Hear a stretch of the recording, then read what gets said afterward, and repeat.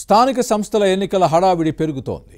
అన్ని పార్టీలు దీనిపైనే దృష్టి పెట్టాయి. బీసీ రిజర్వేషన్లకు వ్యతిరేకంగా దాఖలైన పిటిషన్ను సుప్రీంకోర్టు కొట్టేసింది.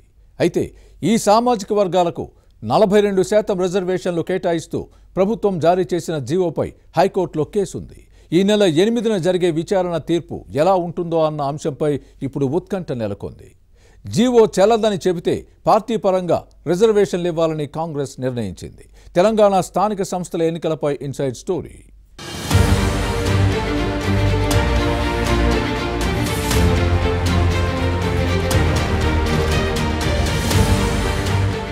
పంచాయతీరాజ్ ఎన్నికల్లో బీసీ రిజర్వేషన్ల పంచాయతీపై తెలంగాణ ప్రభుత్వం ఒక గండం నుంచి బయటపడింది. బీసీలకు 42% రిజర్వేషన్లు చల్లబంటూ దాఖలైన పిటిషన్ను సుప్రీంకోర్టు కొట్టివేసింది. ఇది ప్రభుత్వానికి పెద్ద ఊరట. అయితే ఇప్పుడు ఈ వ్యవహారం హైకోర్టులో ఉంది. ఈ నెల 8న విచారణ జరగనుంది. హైకోర్టు ఏం చేస్తుందన్న అంశంపై ఉత్కంఠ నెలకొంది. బీసీలకు రిజర్వేషన్ను 25% నుంచి 42%కి పెంచుతూ ప్రభుత్వం జీవో తెచ్చింది. ఎస్సీలకు 15%, ఎస్టీలకు 10% అమలవుతున్నాయి. దీంతో అన్ని కలిపి రిజర్వేషన్లు 67%కి చేరాయి. రిజర్వేషన్లు 50%కి మించరాదు. ప్రస్తుతం ప్రభుత్వం తెచ్చిన జీవో రాజ్యాంగం కల్పించిన ప్రాథమిక హక్కులకు భంగం కలిగిస్తోందన్నది పిటిషనర్ల వాదన. ఇదే జీవోను సవాల్ చేస్తూ హైకోర్టులో పిటిషన్లు దాఖలయ్యాయి. విచారించిన హైకోర్టు ప్రతివాదులకు నోటీసులు జారీ చేసి ఈ నెల 8కి కేసు వాయిదా వేసింది. జీవో అమలును నిలిపివేస్తూ మధ్యంతర ఉత్తర్వులు ఇవ్వడానికి నిరాకరించింది. ఈ నేపథ్యంలో పంచాయతీ ఎన్నికలను నిర్వహించాలని ప్రభుత్వం నిర్ణయించింది.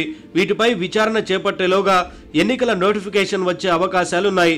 ఒకసారి నోటిఫికేషన్ జారీ అయితే నష్టం వాటిల్లుతుంది. దీంతో నేరుగా సుప్రీంను ఆశ్రయించారు పిటిషనర్లు. హైకోర్టు స్టే ఇవ్వకపోవడంతో సుప్రీంకోర్టుకు వచ్చామన్న పిటిషనర్ల వాదనతో సుప్రీంకోర్టు విభేదించింది. హైకోర్టు స్టే ఇవ్వకుంటే సుప్రీంకోర్టుకు వచ్చేస్తారా అని ధర్మాసనం ప్రశ్నించింది.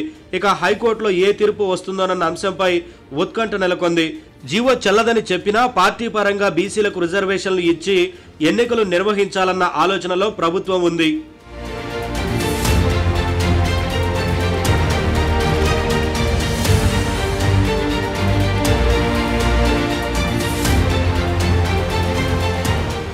మరోవైపు తెలంగాణలో స్థానిక సంస్థల ఎన్నికల రాజకీయాలు హీటెక్కుతున్నాయి. రాష్ట్ర ఎన్నికల సంఘం షెడ్యూల్ ప్రకటించడంతో అన్ని చోట్ల ఇదే చర్చ సాగుతోంది. రచ్చబండల దగ్గర నుంచి రైల్వే స్టేషన్లు, బస్టాండ్ల దగ్గర బందుల దొడ్డి వరకు ఇదే అంశంపై అందరూ మాట్లాడుకుంటున్నారు. అభ్యర్థుల ఎంపిక, గెలుపు ఓటముల చుట్టూనే చర్చలు సాగుతున్నాయి. ఈ నెల 9న నోటిఫికేషన్ విడుదలతో నామినేషన్ల పర్వం ప్రారంభమవుతుంది. అన్ని పార్టీల అభ్యర్థుల ఎంపికపై దృష్టి పెట్టాయి. సీట్ల కోసం కాంగ్రెస్ లో ఎక్కువ పోటీ ఉంది. ఎవరి స్థాయిలో వారు ప్రయత్నాలు ప్రారంభించారు. బీఆర్ఎస్, బీజేపీ ఆశావాహులు కూడా టికెట్ల కోసం నేతల చుట్టూ ప్రదక్షిణలు చేస్తున్నారు.